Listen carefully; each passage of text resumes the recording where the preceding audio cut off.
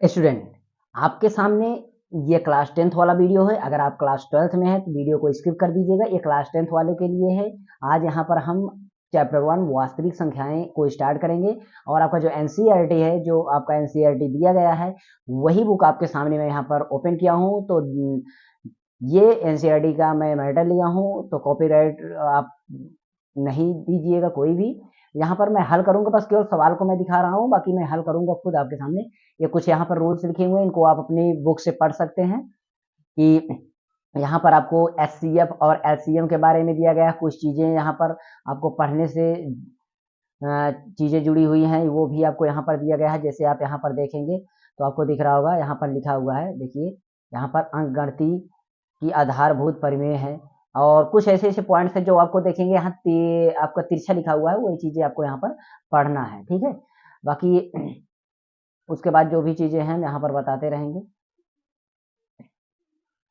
चलिए दिखाते हैं। तो यहाँ पर देखिए,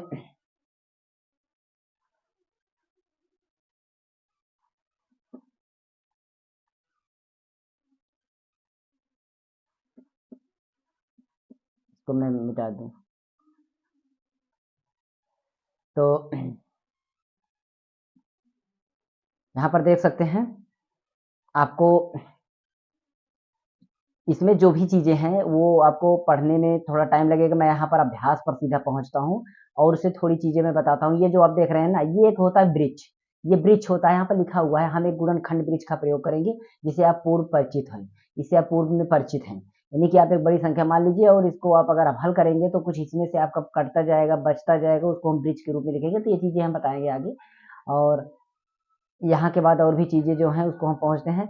यहाँ पर आप देखेंगे ये फंडामेंटल थ्योरम ऑफ अरिथमेटिक, जो कि अंकगणित का आधारभूत प्रमेय है। इसके बारे में यहाँ पर आपके ये वैज्ञानिक है कार्ल फ्रेडरिक गॉस, जो कि इन्होंने कुछ आपका जो गणितज्ञों के राजकुमार कहा जाता है इनको, ये कार्ल फ्रेडरिक गॉस को, ठीक है, तो याद रखिएगा इनको, आप कभी भी आगे के लिए जानते रहिएगा, ठीक है। यहाँ पर हम पहुंचते हैं, सीधा अभ्यास पर दिखाते हैं। तो आपका अभ्यास जो है मेन मुद्दा, यहाँ पर जो है अभ्यास पर पहुंचते हैं। ये है आपका सवाल, देखिए ये है आपका सवाल। सवाल यहाँ पर आप देख रहे हैं कि अभाज्य गुणनखंड के गुणनफल के रूप में व्यक्त कीजिए। इसको बोला जाए अभाज्य गुणनखंड के गुणनफल के रूप में इसको व्यक्त करना है, ठीक है। तो ये जो सवाल दिख रही है, मतलब इसको कैसे लिखना है, इसको लिखना है आपको यहाँ पर गुणनखंड के रूप में, गुणनफल के रूप में। इसको गुणनखंड कीजिए, गुणनफल के रूप में आप लिखिए पहला 140, फिर 156, फिर 3825, फिर 5005 और 7429। इसको आपको निकालना है। तो हम इसको निकालने चले तो इसको हम गुणनफल के रूप में निकालना है। हमें चलते हैं 140 को पहले निकाल के दिखाते हैं। तो 140 को हम निकालते हैं यहाँ पर, ठीक है। चलिए दिखाते हैं आपके लिए यहाँ पर, ठीक है। यहाँ पर देखिए कितना था, 140 था। हम 140 का निकालते हैं, ठीक है, 140। तो यहाँ पर हम 140 का निकाल रहे हैं, ठीक है। अब 140 को कैसे निकालना है, जैसे देखते हैं। तो देखिए 140 का हमें निकालना है, जो इसको अब कैसे काटना है, 2 से काटेंगे, 214, 2 शून्य शून्य, फिर 2 से काटेंगे, 2 तिहा 6, एक इसमें बचा हुआ है, इसमें जाएगा कैरी, कितना बचेगा। देखिए आपको ये काटने के लिए आपको पता है कि हमेशा इतनी बार आपको पहाड़ा पढ़ना, इतनी बार टेबल पढ़ना है कि आपका उस संख्या से ज्यादा ना हो। जैसे मैं 2 का पहाड़ा पढ़ रहा हूँ 7 में, तो मेरा 7 से अधिक ना हो। तो मैं 2 तिहा 6 पढ़ूंगा तो चौकाट ज्यादा हो जाएगा, इसलिए मैं एक इसमें ले जाऊंगा। इंग्लिश में आप पढ़ सकते हैं 2 3 6, 4 बार करेंगे तो 2 4 ऐड ज्यादा हो जाएगा। इसमें 1 बचेगा, 1 इसको यहाँ पर हम ऐड कर देंगे, 10 बन जाएगा, तो 10 हो जाएगा। तो 2 5 10 मतलब 35 आ गया। अब इसको देखते हैं, 2 से नहीं कटेगा, 3 से नहीं कटेगा। हमेशा काटने का आप रूल समझते रहिए। अभाज्य संख्या काटिए, 2 से काटिए, फिर 3 से काटिए, उसके बाद 5 से काटिए, 7 से काटिए, 11 से काटिए, 13 से काटिए। इसी तरीके से आप यहाँ तक आप काट लेंगे तो लगभग कट जाएगी, नहीं तो आप उसी संख्या से काट दीजिए। तो इसको हम देखते हैं, 5 से कटेगा, तो 5 7 35, फिर अब अभाज्य संख्या आ गई 7 एकम 7। इसका हम गुणनफल के रूप में लिखे तो 2 हो गया, फिर गुणा 2 हो गया, फिर गुणा 5 हो गया, फिर गुणा 7 हो गया। और ये आपका गुणनफल के रूप में आपका हो गया, इसका गुणनफल के रूप में हो गया। इसको अगर घात के रूप में और गुणनफल के रूप में कन्वर्ट होना होता है तो 2 देखिए, 2 कितनी टाइम से 2 बार है, इसको आप 2 बार लिख सकते हैं, 5 और गुणा 7। ये घात के रूप में यानी घात के रूप में कन्वर्ट हो गया और गुणनफल के रूप में भी कन्वर्ट आपका हो गया है। ठीक है, ये चीजें आपको समझना चाहिए कि कैसे कैसे सारी चीजें हैं। ठीक है, तो यहाँ पर आपका ये हो गया। अगर हम चलते हैं अगली नेक्स्ट सवाल देखते हैं, तो नेक्स्ट सवाल हमारी 156 है। क्या है? 156 है, तो हम 156 का निकालते हैं। ठीक है, 156 का हम निकालते हैं। 156 के यहीं पर निकालते हैं 156, इसको भी निकालेंगे तो आपको पता है कि 2 से पहले काटेगा, 2 से काटेंगे तो 1 में नहीं जाएगा, 5 पे लेगा तो 15 बनेगा, 2 सत्ते 14 होगा, 1 इसमें आ जाएगा, 2 8 16 होगा। फिर 2 से काटेंगे, 2 3 6 हो जाएगा, 1 इसमें जाएगा, साथ में जो है उसमें से एक बचे रहा है, 2 3 6 ही हो रहा है, तो एक बच रहा है, तो इसमें जोड़ना नहीं, उसके आगे लगा देना, तो बन जाएगा 18।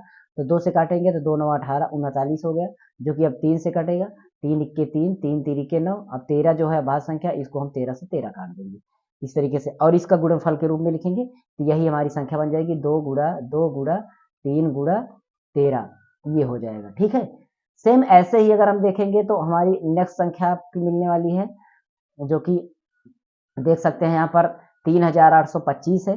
3825 को निकालते हैं तो वो कैसे निकलेगा वो भी दिखाते हैं। 3825 को हम कैसे निकालेंगे।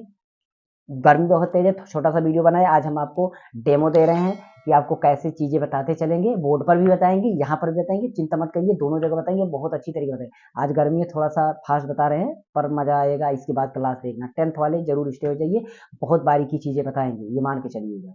और जिसको जिसको क्लास ये ज्वाइन करना हो, प्लेलिस्ट बनाएंगे, फ्री में चलाएंगे, पूरा प्लेलिस्ट बनाएंगे और कोशिश करेंगे लाइव चलाएंगे। तो जितने भी बच्चे हो कमेंट जरूर कर दीजिएगा, सर मैं 10th में हूँ, 10th में हूँ, 10th में हूँ, सभी कमेंट कर दीजिए कितने बच्चे हो रहे हैं, मैं उसके लिए क्लास चालू कर दूंगा। ठीक है, अब 3825 को मैं यहाँ पर चलता हूँ, लगाता हूँ 3825 का। तो देखिए इसको मैं दूसरा पेज ले लेता हूँ, तो 3825 का 3825 इसको निकालेंगे। ठीक, तो 2 से काटेंगे तो नहीं कटेगा, 3 से चेक करेंगे, क्योंकि 5 है तो 3 से कटेंगे नहीं, 5 से कटेगा, तो 3 से चेक करते हैं तो पता है कि 3 से नहीं कटेगा, इसलिए मैं 5 से काट रहा हूँ। तो 5 इक्कम 5 ज्यादा हो जा रहा है, तो हम 3 और 8 दोनों को मिला लेंगे तो 38 बनेगा। तो 5 सत्ते 35 हुआ, 3 बच रहा है, अब इसमें 3 इसमें मिला दोगे तो 32 बनेगा। तो 5 छके 30, 2 इसमें मिलने के लिए 2 इसमें लगा दोगे 5 में, तो 25 बन जाएगा, 5 पच्चे 25। मतलब आप समझ सकते हैं, ये 38 जो है इसको हम 35 किए, तो इसमें हमारा 3 बच रहा है, और इस 3 को जो निकाल ले इसके बगल क्या था हमारा, 2 था ना, तो ये कितना बच गया, 32 बना ना। अब 32 को हम जब 30 बार किए तो इसमें क्या बच रहा है, 2 बच रहा है ना, 5 आगे है ना। इस तरीके जो बच रहा है ऐसे करते हैं, हम इसको हम फिर 5 से काटते हैं, तो 5 इक्के 5, 2 बचा 26 बना, 5 पच्चे 25, फिर 1 बचा, 5 तिया 15, 153 आ गया। अब इसको आपको काटने के लिए थोड़ा सा आपको दिमाग लगाना पड़ेगा कि कितना बड़ा संख्या है ये, इसको हम किससे काटें। 5 के बाद हम छोटा जाएंगे नहीं, हम इसके बाद हम 7 पे जाएंगे, अगर 7 से करता है तो ठीक है, नहीं तो हम सीधा जाएंगे। उसके बाद आप 7 के बाद जाएंगे 11, 11 से चेक कर लेंगे, तो 11 इक्के 11 होगा, 4 बचेगा, 13 से नहीं कटेगा। फिर 13 से चेक करेंगे, 13 इक्के 13, फिर उसमें बच रहा है कितना, 2 बच रहा है, 23 नहीं आएगा। फिर हम पहुंचेंगे 17 पर, 17 इक्कम 17 ज्यादा हो जा रहा है, 17 नवैया कर लेंगे, देखिए हो सकता है 17 से हम पढ़ेंगे। ठीक है, तो हम इस तरीके से कर सकते हैं। ठीक है, आराम से कर सकते हैं, ऐसा कोई बात नहीं है।